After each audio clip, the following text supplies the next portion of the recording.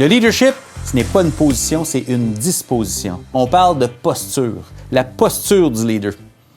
Le leader, c'est être en action, c'est être en mouvement continuellement, n'est-ce pas? Si on veut une organisation apprenante, il faut adopter et avoir une posture d'apprenant soi-même.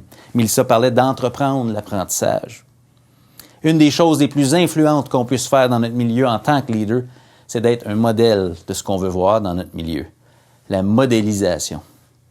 Dans le prochain extrait, Jacques nous parle de la posture du leader à l'ère du numérique. À tout de suite. Donc, le lien avec la posture dont un peu comme Sébastien disait, on va proposer une série d'éléments qu'on ne lira pas. Ce ne sera pas le PowerPoint avec des puces ad nauseam. Mais j'aimerais quand même prendre quelques instants pour décortiquer un peu davantage cette dimension de posture-là qui, naturellement, nous mène ensuite à entreprendre des actions concrètes dans son milieu puis avec son milieu. Donc, à l'écran, vous allez voir apparaître justement des pistes pour appuyer une posture que je qualifierais de proactive, qui permet aux gens, parce que finalement, et on le voit déjà dans vos commentaires sur la clavardage, comment est-ce comme individu, cette dimension très personnelle, professionnelle, il y a une dimension aussi d'introspection qui fait en sorte que comme leader dans son milieu, on s'engage à mobiliser son monde, mais aussi on s'engage envers soi-même en même temps. Donc, j'ai quelques pistes. Ce que tu disais, on s'engage envers soi-même. Envers soi-même, oui, tout à fait. Et en filigrane, on peut parler de modélisation, l'importance d'être un modèle. Oui. C'est pas le faites ce que je dis, mais faites pas ce que je fais. Mais justement, quand on veut passer à l'action, évidemment, d'autres l'ont dit avant moi, l'importance de déterminer qu'est-ce qu'on vise, avec quel partenaire, sous quelles conditions qu'on veut mettre en place quelque chose qui va mobiliser les gens. Et moi, je me pose une question. Est-ce que ça permettrait, au bout de cette aventure-là, qui est très itérative, peut-être dégager, voire émerger un nouveau référentiel pédagogique? Absolument. Alors, on parle de l'importance d'actualisation d'école et tout ça. Il y a une autre dimension qui est très importante, et je l'ai vu dans un commentaire dans le clavardage, l'importance de monitorer sa progression. Donc, de voir où est-ce qu'on en est en fonction d'où est-ce qu'on veut aller. Sentir qu'on s'améliore. Sentir qu'on s'améliore, qu'on est en direction de quelque chose. Donc, autour de moi, dans mon milieu, c'est quoi les manifestations qui nous permettent de dire soit oui, ça va, ou on est en marche, ou pas encore, ou on surpasse. Donc, ça peut être de façon très qualitative ou des fois un peu plus détaillée. Mais Daniel disait dans le clavardage, elle disait l'importance de croire qu'on va réussir grâce à ce que nous faisons. Puis là, ce que tu nous dis, c'est pendant qu'on réussit, qu'on est conscient de pourquoi on réussit, qu'on est en train de réussir, puis ça donne du momentum. Tout à fait. Et je lisais le commentaire de Lorraine qui disait l'importance d'y aller par petits pas.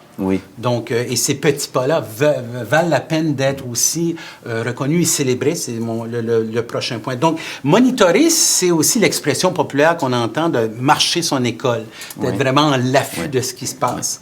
Donc, cette combinaison-là de tangible, mesurable et aussi de palpable, même anecdotal aussi, qui nous permet de voir où est-ce qu'on en est. Cette progression-là, il faut savoir bien la communiquer. On l'a déjà mentionné, cette communication-là. Où est-ce qu'on en est rendu?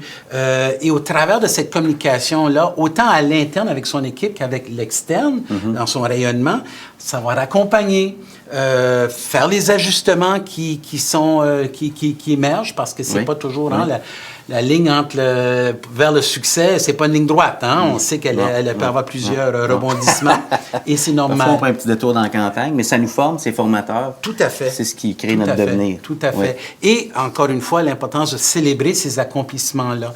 Et j'ai envie de dire que je mettrais en toile de fond l'importance comme un leader, cette bienveillance-là par rapport à cette progression-là qu'on travaille ensemble.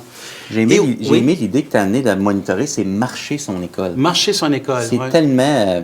faut tellement le mettre à l'horaire, ça, parce que ça se fait pas naturellement. Il y a tellement de choses qui nous arrivent, qui peuvent accaparer tout notre temps, parce qu'il y a toujours quelque chose à faire. Quand on se donne cette intention-là d'aller à la rencontre des autres, on peut tellement faire la modélisation.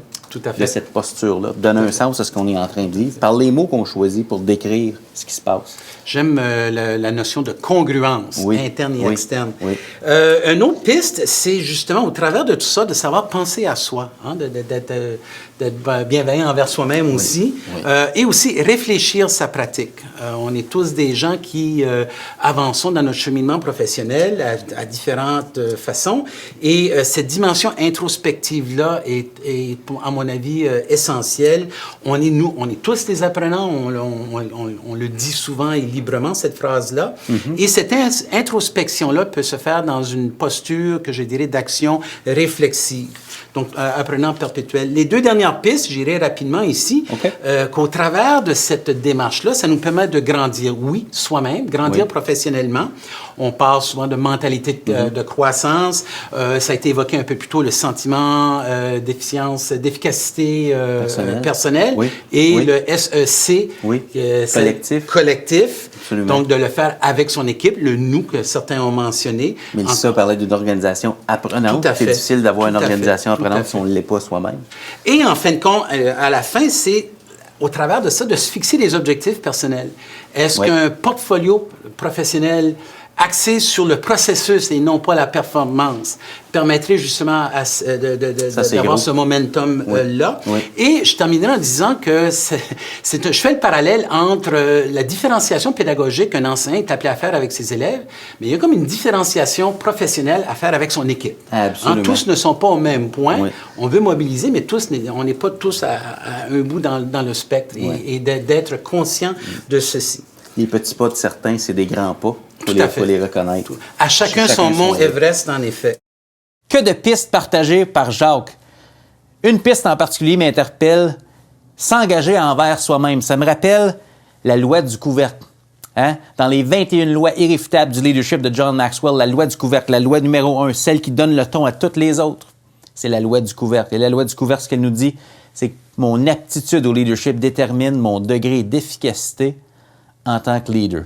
Mon aptitude au leadership détermine mon degré d'efficacité en tant que leader. Détermine l'impact positif que je suis en mesure d'avoir dans mon milieu. En résumé, ce qu'elle nous dit, cette loi-là, c'est que plus je m'améliore, plus les autres dont je suis responsable peuvent s'améliorer par après. S'engager envers soi-même, c'est s'engager à améliorer son efficacité. Modéliser ça dans le personnel, avec notre personnel, ça amène l'organisation apprenante. On sert de modèle à ce moment-là pour notre personnel. C'est de toute beauté. On peut faire des petits pas. Jacques parlait de faire des petits pas. Est-ce que ça se peut faire de petits pas? Tous les pas sont des grands pas en éducation, surtout quand on les fait ensemble. Mélissa nous parlait d'un « nous » très fort, c'est tellement important. Et le leadership en action, c'est de marcher son école. Aller à la rencontre de l'autre. N'est-ce pas le rôle du leader? Aller à la rencontre de l'autre, là où il se trouve, aller à l'écoute du personnel, voir où on est rendu avec notre vision, où est-ce qu'on en est par rapport à la posture requise pour actualiser notre vision et notre projet éducatif. C'est un processus continu, un processus quotidien. Alors, je vous propose quelques questions de réflexion pour votre leadership à vous, personnel. Première question, quels pourraient être vos objectifs personnels à vous, dans votre milieu, dans votre rôle actuel? À quoi pourrait ressembler le processus qui vous permettrait de croître intentionnellement en tant que leader? Développer votre capacité. Et dans votre emploi du temps, parce qu'il faut faire une place à notre agenda, dans votre emploi du temps, à quoi pourrait ressembler une semaine typique pour vous? Je vous laisse y réfléchir.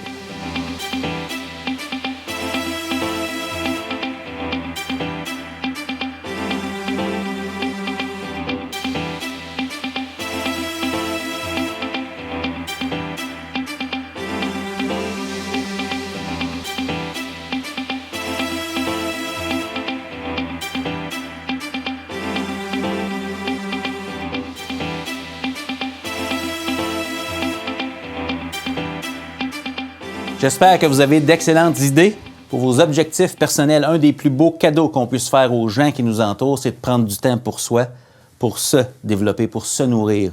Plus on s'améliore, plus on peut être au service des autres et les aider, eux, dans leur croissance et dans leur cheminement. Alors, les objectifs personnels Prochaine capsule, on enchaîne avec les objectifs de notre projet éducatif, les objectifs qui deviendront collectifs, qui vont mobiliser tout un personnel. On se voit dans la prochaine capsule.